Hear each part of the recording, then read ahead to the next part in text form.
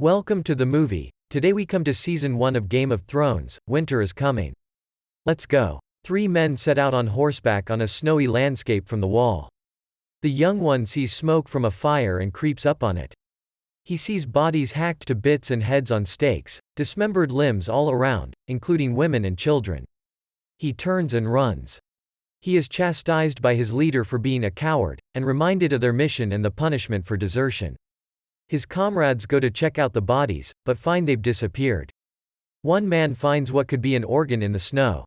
He's about to show it to the other man when something dark and sinister pops up out of snow and slashes him down. The creature catches one of the men and slices off his head. In Winterfell, Ned Stark watches his son Bran practice archery with the aid of Jon Snow. Bran lets fly his arrow and misses wildly. Suddenly another strikes the bullseye. They turn to see who let it go. It's Arya.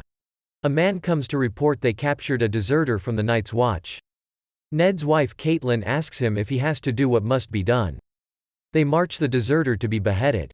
He tells Ned he saw White Walkers. Bran watches as his father beheads the man. After, Ned tells Bran that the White Walkers have been gone for thousands of years. On the ride home, they find a similarly hacked-up wolf nearby. They believe they're a rare kind of wolf, of which there are only 5 south of the wall. Ned commands them killed because they won't survive without their mother.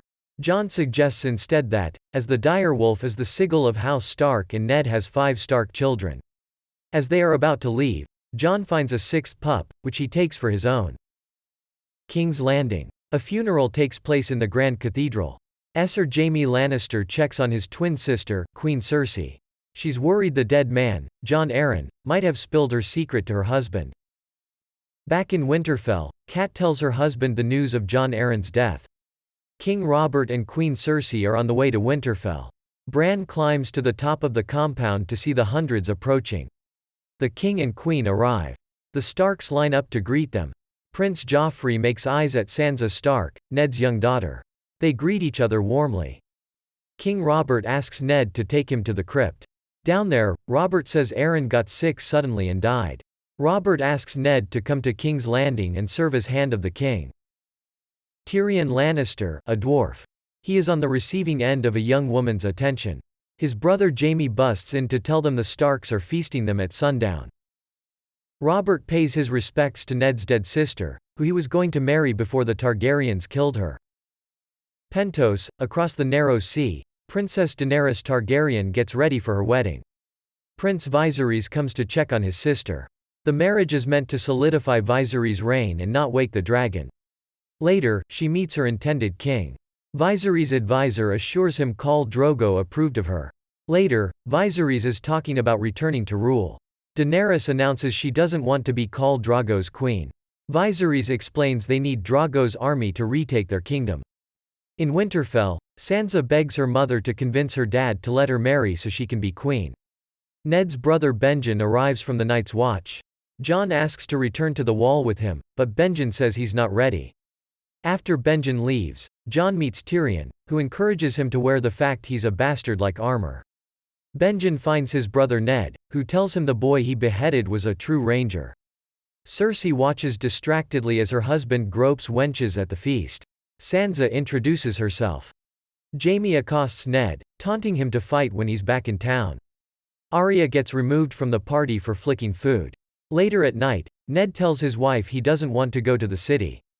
There's a knock at their bedroom door. It's Maester Luwin, Ned's counselor. A rider brought a letter from Cat's sister. It was sent from the Eyrie. Her sister has fled the city. She said her husband Jon Arryn was murdered by the Lannisters, and they're plotting against the king. At the wedding feast for Daenerys and Drogo, Viserys is eager to get his throne back. We learn that a Dothraki wedding without at least 3 deaths is considered a dull affair. Jorah Mormont brings songbooks to Daenerys. She also gets a gift of dragon's eggs. Khal gets up and goes to his horse, and he gives her a white horse. Later, alone on the beach at sunset, she waits nervously as her new husband looks her over. Back in Winterfell, Ned prepares to ride with the king. As they set off, Bran climbs to the top of the compound walls again. He sees Jaime with a woman bent over in front of him. It's his sister Cersei. She shouts that Bran saw them. Jaime pulls Bran off the ledge.